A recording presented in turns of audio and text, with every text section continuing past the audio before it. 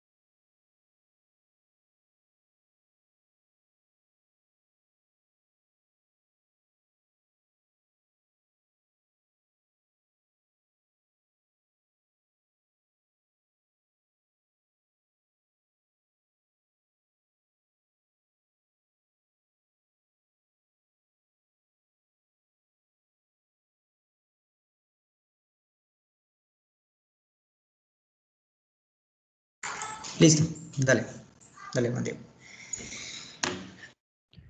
Bueno, entonces, como yo les mencioné al comienzo de la exposición esta mañana, una de las formas de prevención o incluso de tratamiento del síndrome de lisis tumoral era la alcalinización de la orina.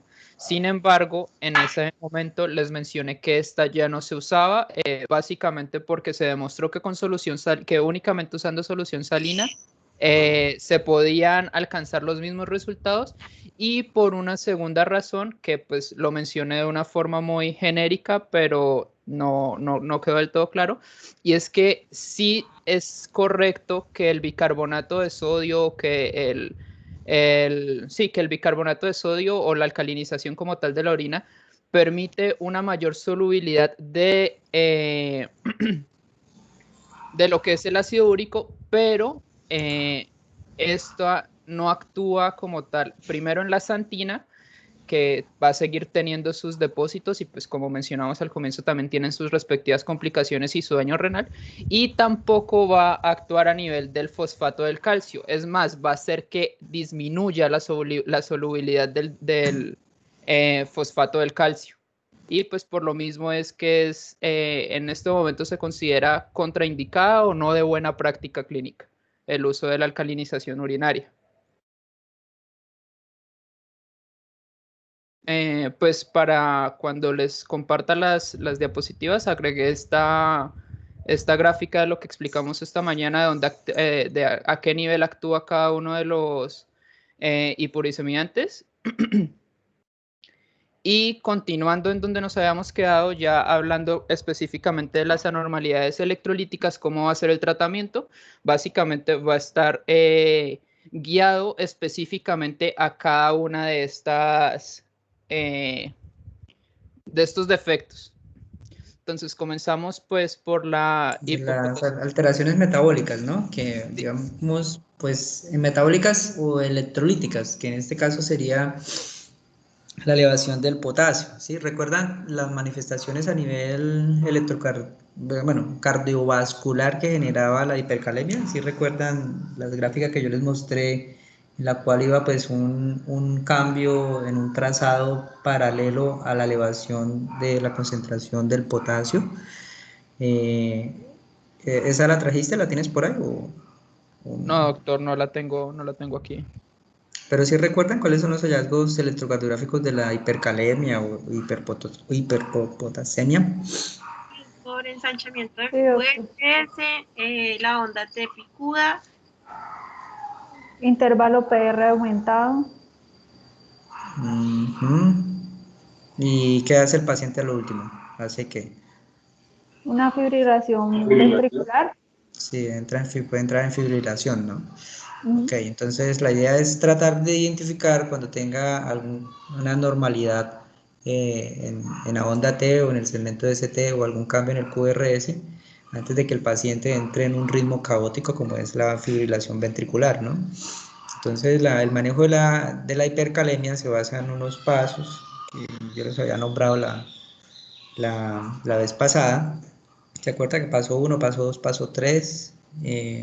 ¿Cuál es el paso 1, Juan Diego?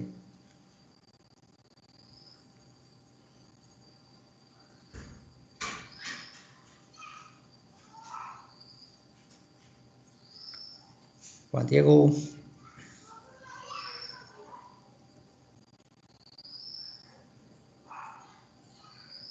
¿tendrá problemas con el audio?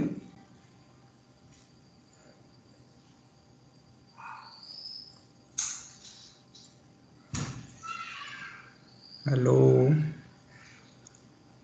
chicos. señor doctor. Juan Diego, ¿qué le pasaría? No contesta, ¿tendría problemas con el audio?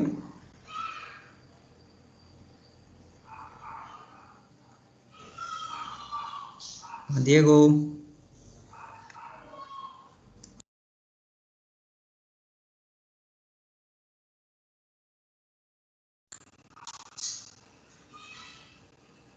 Bueno, Sofía, ¿cuál es el paso 1? No sé qué pasó. Cuando va a reiniciar Teams, seguro tuvo inconveniente. Me acabo de escribir en el chat. Ah, escribió en el chat. Sí, señor doctor. Ok. Bueno, entonces habíamos hablado de los pasos para la corrección de la hipercalemia, ¿recuerdan? Señor, ¿Sí recuerdan eso? sí, señor, que el primero era con gluconato de calcio se estabilizaba la membrana. El primer paso es estabilización de la membrana, ¿sí? Entonces, ¿cómo estabilizamos la membrana? Con gluconato de calcio. Eh, Colocamos una dosis, se puede ser de 100 a 200 miligramos por kilo o dosis de 1 a 2 cc por kilo de gluconato de calcio, máximo una ampolla, para tratar de estar, dime,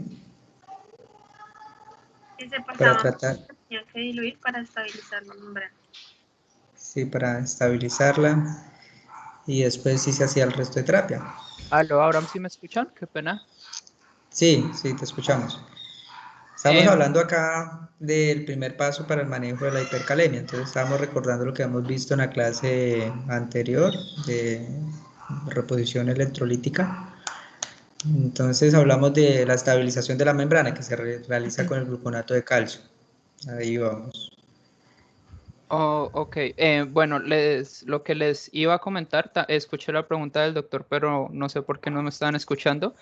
Es que, pues, basados en lo que mencionaba como tal el tratamiento específico para la hiperpotasemia en este síndrome, que pues ya más adelante van a ver que es el tratamiento general de de la hiperpotasemia, pero la guía lo que recomienda primero que todo es limitar la ingesta de potasio y fosfato mientras el paciente esté en un periodo de riesgo.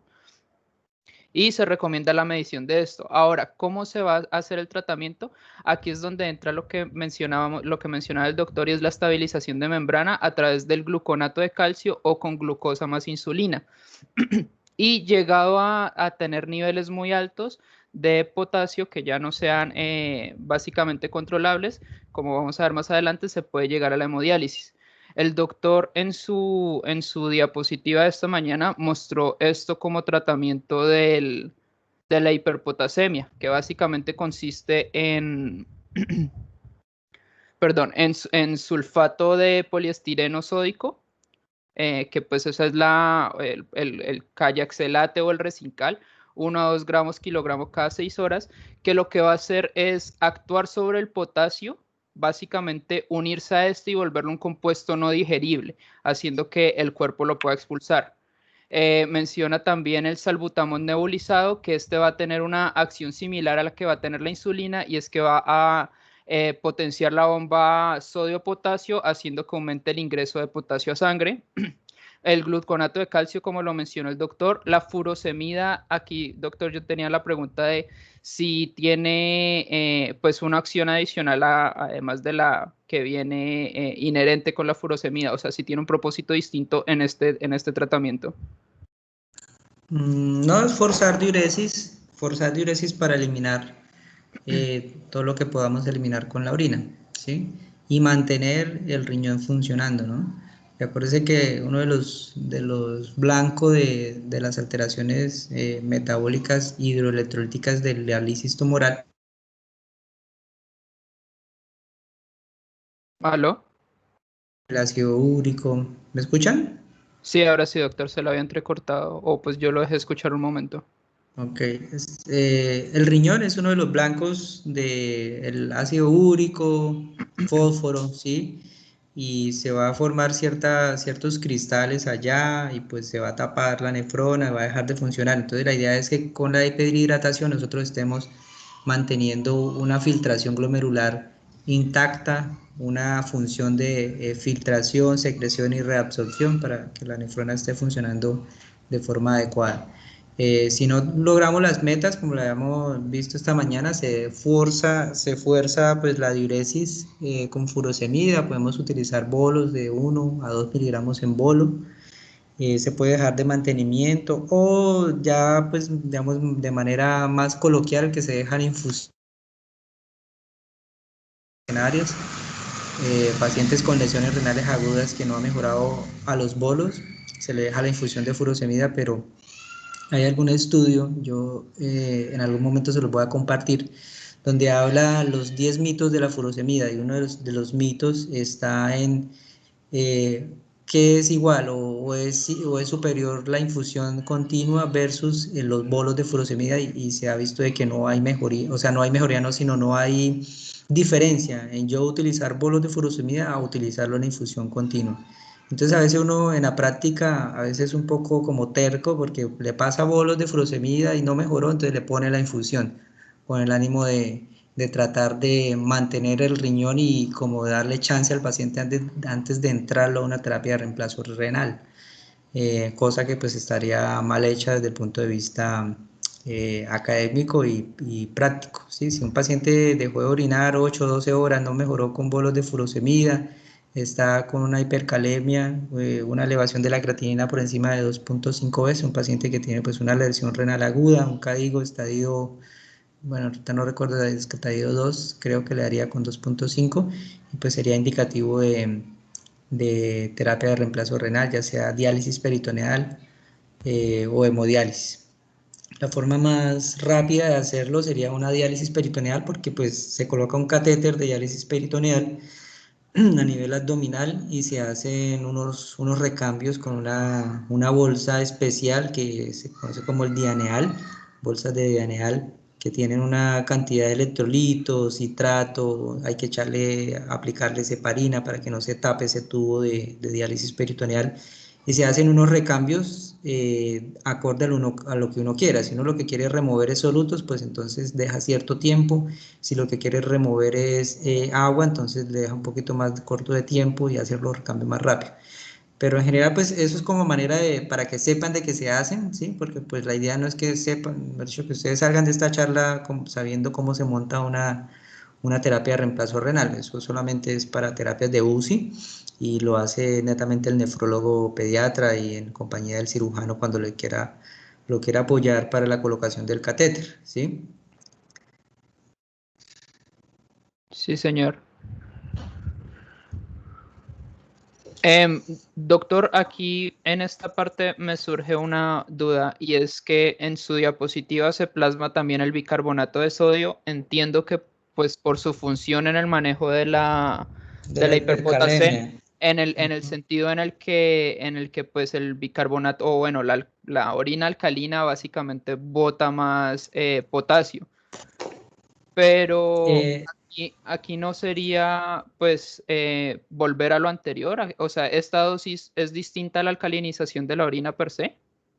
sí, esta dosis o sea, aquí sería como para tratar de mejorar esa hipercalemia si no ha mejorado a todo lo anterior, lo que les había dicho en la clase de hipercalemia, de electrolitos, y no utilizar bicarbonato, ya casi no utilizamos bicarbonato para nada. Cuando utilizamos bicarbonato es como una medida desesperada de rescate ante alguna condición que hicimos de todo y no ha mejorado. En este caso sería una hipercalemia. En otros escenarios que utilizamos bicarbonato, por ejemplo, los pacientes con acidosis metabólica severa que no mejoran, pacientes con shock séptico vueltos nada, uno les hace una, pero pues la evidencia, que las personas que juiciosamente publican lo que hacen y hacen estadística, se ha documentado de que la utilización de bolos de bicarbonato en escenarios de shock séptico pues aumenta la mortalidad. Entonces no es aconsejable la utilización de bicarbonato, ni tampoco ni en este escenario ni en el manejo de la hipercalemia. Vuelvo y digo, es como una medida desesperada ante una condición potencialmente mortal. Entiendo, doctor. Gracias. Bueno, continuando, seguiría el manejo de la hipocalcemia. Aquí es necesario que primero se corrija la hiperfosfatemia, que ya sabemos que es básicamente una correlación pues exacta, por decirlo así, es decir, la hiperfosfatemia conlleva hipocalcemia. Cómo se va a hacer la corrección?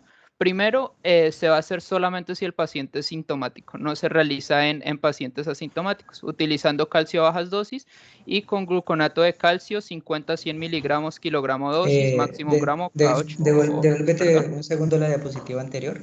ahí está. Sí. No has explicado la solución polarizante. Acá. Solución polarizante. Ah, Ni tampoco cuál es la diferencia entre el Cayetsalate y el Resincal. la verdad la diferencia no la conozco, doctor. O sea, sé que los dos... Hay una diferencia puntual dentro de su estructura, ¿sí? Es su composición bioquímica. ¿Sí? Entonces búscala para que no la diga. Una diferencia muy, creo que tú nombraste esa diferencia, pero no dijiste el nombre, pero no dijiste como tal en qué se diferencia el Cayetsalate y el Resincal. Es una diferencia puntual en cuanto a su composición. ¿Cuál es la dosis del salbutamol? Tampoco la consulté, doctor. Para este manejo no la conozco. Okay, el gluconato de calcio sí la tienes ahí. La dosis de la furosemida, ya la hablamos. Bueno, y esto de la solución polarizante es para qué, Juan Diego. ¿Con Bueno, qué fin tú quieres hacer solución polarizante? ¿O qué uno busca montando esto? la solución polarizante básicamente nos ayuda a aumentar el recambio sodio-potasio a nivel intracelular gracias a la acción de la insulina, que al momento de introducir azúcar o glucosa a la célula, también introduce potasio. Entonces, ¿cómo se va a hacer esto? Básicamente con dextrosa al 10%, 100 cc más 10 unidades internacionales de insulina. Y abajo se ve cómo sería básicamente la dosis. O sea, Sí, esa ¿perdón? es una forma, sí, es una forma de hacerla. Esa fue la forma que me enseñaron a mí en el departamento de oncología. Sí, un profesor muy bueno, un maestro en la parte de hematoncología y que hace trasplante en el servicio en la unidad hematológica de una de las clínicas más buenas acá de oncología, que es la clínica Imbanaco en Cali. Eh, Ellos allá tienen una unidad de trasplante y pues esos pacientes son hacen un compromiso severo, pueden hacer una cosa que se llama AGE, que es una reacción posterior al trasplante, y pues por hecho son pacientes súper complicados. Entonces él maneja la parte de la hipercalemia y la maneja así. Y fue donde aprendí a hacerlo, porque hay otras formas. Si ustedes revisan un texto de, por ejemplo, de cuidado intensivo pediátrico, habrá que lo expliquen diferente, pero esto es una forma sencilla y práctica para realizarlo, ¿sí? Uno lo puede tener ahí anotadito cuando le toque hacerlo, ¿sí? Doctor, una ¿Qué? pregunta. Sí. La dosis del salbutamol en este caso es la misma que tú nos dijiste para los 3 pasos de la hipercalemia. Vamos, si era Sí, para 20 kilogramos o mayor. sí, la dosis es la misma y es casi que igual como si estuvieran tratando un asma, ¿sí? No hay algo así como puntual descrito de que dosis de salbutamol para hipercalemia. Se utilizan dosis estándar en la cual uno Profe, utiliza yo para otro tengo escenario, por una, ejemplo, para crisis asmática, ¿sí? Ah, vale, profe, no. ya aquí revisé y dice que hay dosis de 2,5 a 5 miligramos cada 4 a 6 horas. ¿Era esa? Esa es la dosis estándar para manejo Para, de paciente con para el salbutamol. broncoobstrucción o crisis, sí, pero no, vuelvo y les digo, es una dosis estándar para pacientes con crisis Me puso la misma asmática, para la mejor dicho, hipocalemia. Es sí, que sí, sí. 5 es para Ah, menores bueno, profe. de 5 años y la de 5 alejo es para mayores de 5 años. ¿Cómo, O cómo? que la de 2,5 es para menores de 20 kilogramos o menores de 5 años. Y la de 5 es para mayores de 20 kilogramos o mayores de 5 años. Ujú. Pues, según lo que Sí, pues eso sí, es una forma de hacerlo. Hay algunos otros textos que lo hacen con base. Ah, bueno, dijiste menor de 5 y menor de 20 kilos, ¿cierto? sí, señor Doc. Sí. ¿Ustedes tienen el manual de urgencias ahí a la mano? Sí, sí, señor. Sofía, profe. Bueno, entonces ahí en el manual de urgencias ustedes se van al tópico de crisis asmática, que es el capítulo 11, página 109, ¿sí? Aquí yo lo estoy abriendo y aquí les habla de todas las dosis de los medicamentos de crisis asmática. Entonces allí está incluida la dosis del salbutamol, ¿sí? Entonces, si ustedes revisan, Ah, ¿sí? dice 2,5. Señora. Sí, dice 2,5 así. Sí, entonces lo que les quiero, o sea, lo que le quiero decir es que eso es en miligramos, pero ustedes tienen que tener la salvedad de que el salbutamol viene, por ejemplo, si es nebulizado, viene es en solución para nebulizar. Entonces hay una forma coloquial o como me enseñaron a mí cuando era estudiante de pediatría, ni siquiera residente, sino como estudiante, me decían, ¿cuánto le va a poner el salbutamol? Póngale una gota cada 2 kilos, que era como el aproximado para nebulizar a todo paciente. Una gota cada 2 kilos, por ejemplo, pesaba 10 kilos, le ponía 5 gotas. Pero si ustedes hacen esa fórmula y hacen la equivalencia de miligramos que le están colocando por cada, mejor dicho, cada gota a cuántos miligramos equivale y lo que le están colocando en total, se quedarían un poco cortos. Entonces, la literatura dice de que ustedes deben de colocar como mínimo para nebulizar 2,5 miligramos, que eso equivale a 0,5 cc, ¿sí? 0,5 cc o 10 gotas, que eso lo dice acá el libro, ¿sí? Si ustedes revisan en la página 112, ¿sí? Donde les habla el salbutamol, nebulización, entonces ahí les dice, ¿sí? De forma práctica 2,5 equivale a 0,5 cc y esto es igual a 10 gotas, ¿sí? En menores de 5 años, ¿sí? O 5 miligramos un cc que equivale a 20 gotas en mayores de 5 años. ¿Listo?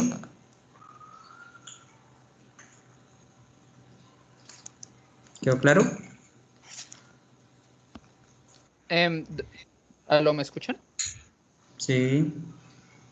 Doctor, qué pena, estaba revisando lo del Cayaxelate y el Resincal. Cuando usted dice la referencia, la diferencia se refiere a, pues aquí revisando, yo había dicho que los dos eran poliestireno sulfonato sódico, pero me equivoqué en eso y es que uno es sódico y el otro es cálcico.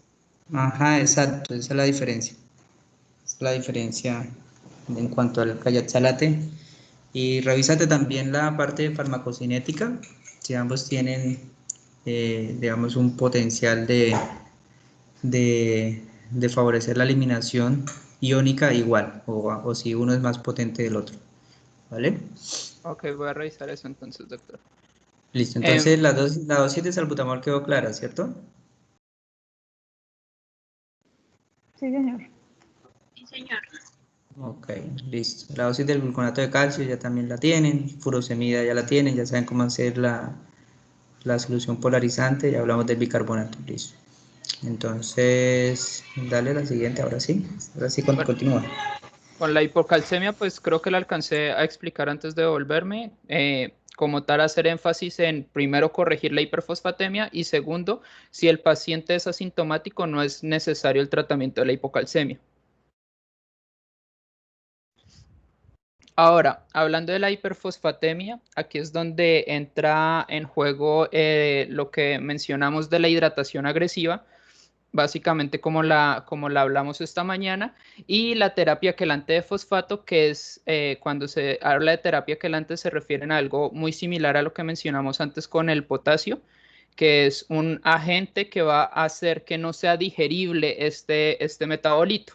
En este caso, pues se van a utilizar ciertos eh, agentes, valga la redundancia, como el aluminio. El doctor entonces muestra estas dos alternativas para el tratamiento de la hiperfosfatemia, que es hidróxido de aluminio y carbonato de calcio. No sé, doctor, si desea agregar algo más a esto.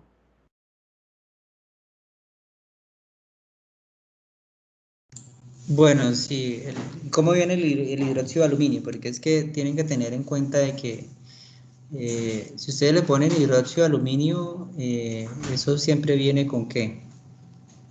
O sea, bueno, ¿y cuál es el efecto secundario de colocar hidróxido de aluminio en un paciente? ¿Qué le puede pasar? ¿No es estreñimiento, profe? ¿El aluminio no produce estreñimiento? Sí, estreñimiento. Entonces, como decía mi profe, bueno, entonces tras de cotudo con paperas, el niño con una patología oncológica, lisis tumoral y fuera de eso usted lo va a poner constipado. Entonces, ¿cómo hace para alivianar eso? ¿Cómo hacen?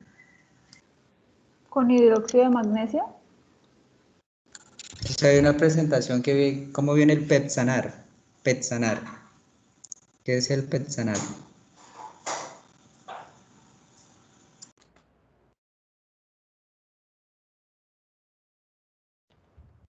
No, profe, ni idea. Juan Diego. No, no lo Entonces, sé, doctor. cada vez que revisemos un medicamento, tenemos que revisar pues la presentación y pues la dosis. Digamos que la dosis la trajiste, pero en este escenario es muy importante. De pronto no va a ser importante en algunas o tan importante en algunas cosas cuando hablemos de dosis, pero por ejemplo en este escenario de este medicamento nosotros sí tenemos que tener cierta precaución o saber ese efecto secundario. ¿Sí?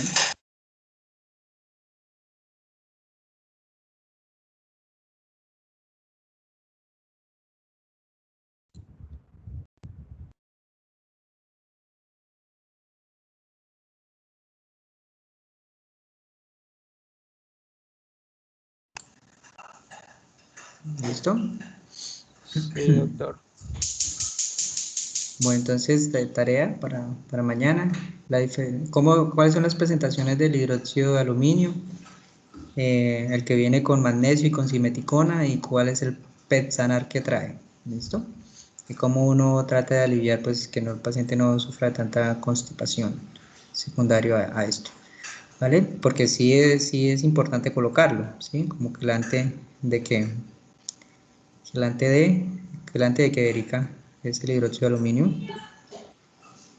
¿No sería el potasio que es lo que queremos prevenir, profe? Fosfato. No, No, del Del fósforo. No del están, fosfato. no, no están colocando cuidado, muchachos. Estamos hablando de fósforo ya. De potasio lo dejamos a un lado hace 2 diapositivas. Bueno, listo, sigue, Juan Diego. Bueno, y ya una vez nos demos cuenta que ha sido imposible solucionar lo de las formas anteriores, van a haber unas ciertas indicaciones que nos van a decir que debemos hacer un reemplazo renal. Las indicaciones que les voy a mencionar ahorita son las que tenemos en UpToDate y más adelante veremos unas adicionales que menciona pues las diapositivas que plagié del doctor. En este caso, pues mencionan la oliguria o anuria severa, sobrecarga de líquidos intratable, una hiperpotasemia persistente mayor a 6.000 equivalentes litro, hipocalemia sintomática inducida por hiperfosfatemia y fosfato de calcio mayor a 70 miligramos cuadrados de cilitro cuadrado. Doctor, esa Sí. unidad de medida es correcta a lo que hablan de miligramos cuadrados sobre decilitro cuadrado. No, pues esta referencia sí no la tengo. De fósforo no sabría decirte. Que en general las indicaciones para diálisis que tengo son las que les mostré esta mañana. ¿Sí? Por ejemplo, tienen una hipercalemia refractaria. Estas fueron las que les mostré, ¿cierto? No. Sí, son estas y adicionalmente la sobrecarga de líquidos y la Ujú. hipocalemia sintomática. Es hipercalemia. Sí, estas serían. Y lo otro es, recuerden que el parámetro más sensible para ver que el paciente requiere una diálisis, pues aparte de que le va diciendo que se va sobrecargando, es el descenso del ritmo diurético, ¿sí? El gasto urinario. Ese paciente, mejor dicho, el riñón, el riñón es como el Schwann-Ganz de todos nosotros los pobres, ¿cierto? Porque no necesita nada, o sea, viene con nosotros y funciona a la perfección. Entonces, si hay una disminución de ese ritmo diurético gasto urinario, el paciente entra en oliguria o anuria de un periodo de 8 horas, refractario al manejo con furosemida, es un paciente que lo más probable toque hacerle terapia de reemplazo renal, ¿sí? Oliguria es por debajo de cuánto, ya que hablamos de ese término. Ritmo diurético normal sería de cuánto. Yo les mostré esta mañana. Eso no es un miligramo, un mililitro por hora, según, sí, según se... Mililitro Bueno, pues kilogramo hora, ¿no, doctor? Un miligramo kilogramo hora. 1 miligramo Mililitro kilogramo hora. es Mililitro volumen, kilo. es una unidad de volumen, ¿sí? Podría ser un poquito más en niños más pequeños, ¿sí? Y en niños más grandes, por encima de 100 cc metro cuadrado de superficie corporal hora, ¿sí? Y oliguria sería por debajo de 0.5, profe. Sí. 0.5 mililitros kilogramo hora. oliguria. Sí, porque el ritmo no es la producción no es de 0.5 mililitros kilogramo hora, o sea, normal. No, por debajo de 1 ya estamos diciendo que está en oliguria, ¿sí? Por Ah, debajo de bueno. 0,5 ya es oliguanuria y por debajo de eso ya, dicho por debajo de 0,2, ahorita no estoy seguro cuándo es que, bueno, anuria es nada, creo que es, mejor dicho, 0,01 o 0,2, pero por debajo de 0,5 es oliguanuria. Y entre 0,5 a 1, o por debajo de 1 y no menor a 0,5, oliguria, ¿sí? Entonces un niño normal debe estar orinando mínimo 1 cc kilo hora, ¿sí? Y eso sería, mejor dicho, lo mínimo, ¿vale? Listo, profe. Listo. Bueno, ¿qué más tienes? Ya con eso terminaba mi exposición, doctor. Bueno, listo. Entonces recuerden de este tema, lo importante es que ustedes sepan identificar identificar qué pacientes tienen riesgo de hacer síndrome de lisis tumoral identificar los criterios, de acuerdo a los criterios paraclínicos, cuando hay un análisis tumoral por paraclínico y cómo es el manejo. Entonces recuerden que el manejo es líquidos, hiperhidratación, las correcciones hidroelectrolíticas que genera la ruptura celular, entonces manejar la hipercalemia, manejar el fósforo, manejar el ácido úrico, corregir el calcio, ¿sí? Pero nunca, nunca descuidar las metas para mantener un ritmo diurético adecuado. Entonces, fue lo que les mostré esta mañana. ¿Listo? Y los controles paraclínicos.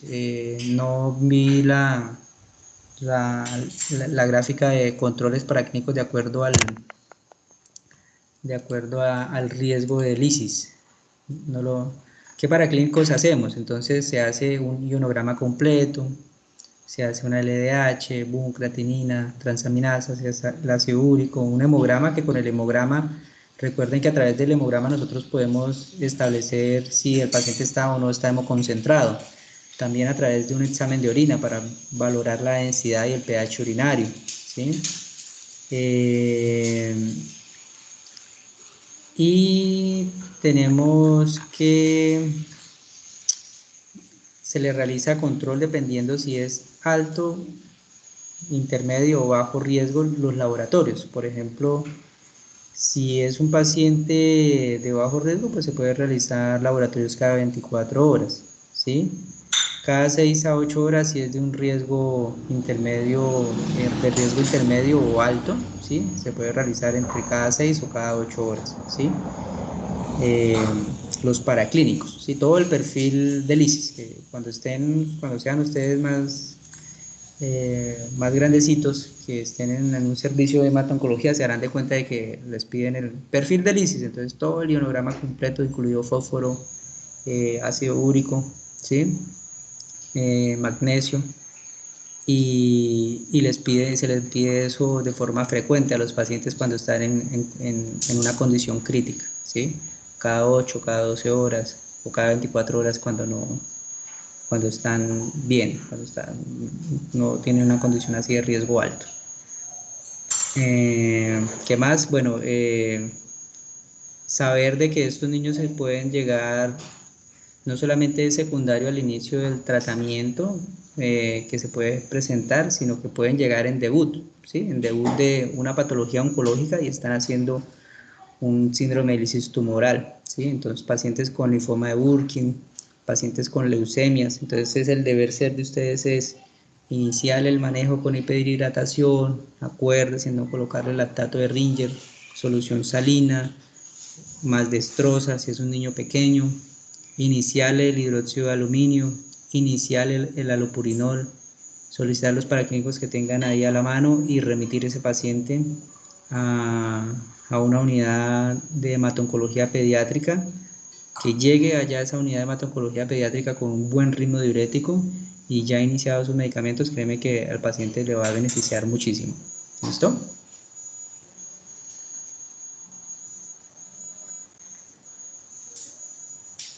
¿Listo, niños? Sí, señor. Bueno, Doctor, antes de que acabe la clase, o bueno, hagas la siguiente, ¿tú me podrías recordar, por favor, la dosis ay, se me olvidó el nombre del diurético, de, furosemida, de furosemida, sí, señor. 1 o 2 miligramos kilodosis. 1 a 2 miligramos por kilodosis. Esos serían bolos, ¿sí? Y en infusión puede ir desde 0.5, ¿sí? a 1 miligramo kilo hora, ¿sí? Cuando uno pone infusión de furosemida. Listo, doctor. ¿Vale? ¿Listo? ¿Qué más les digo? Bueno, pues listo, en general estuvo bien el tema. Obviamente, pues como es un tema un poco extenso, pues siempre hacen falta cosas, pero no, estuvo bien preparado. Creo que fue lo que necesitan saber y lo que necesitan saber cuando ustedes estén en un escenario de primer nivel o que estén en una clínica de alta complejidad, que puede pasar. Por ejemplo, ustedes están trabajando qué sé yo, por ejemplo, en una fundación cardio-infantil o en la clínica Chayo y llega el paciente y están listos tumorales, y pues el primero que tiene que verlos es el médico que está ahí en urgencias. Si ustedes están por ahí de turno, antes de que se especialicen, tienen que ver, manejar esto, porque el especialista va a llegar después, va a llegar al otro día, ¿sí? O, o cuando se los van a comentar, pues que ya esté direccionado, ya saben que, bueno, ya profe, le inicié la hiperhidratación, inicié los líquidos, inicié esto, ya, bueno, listo. Se ajustan ciertas cosas y el paciente le va bien. ¿Listo?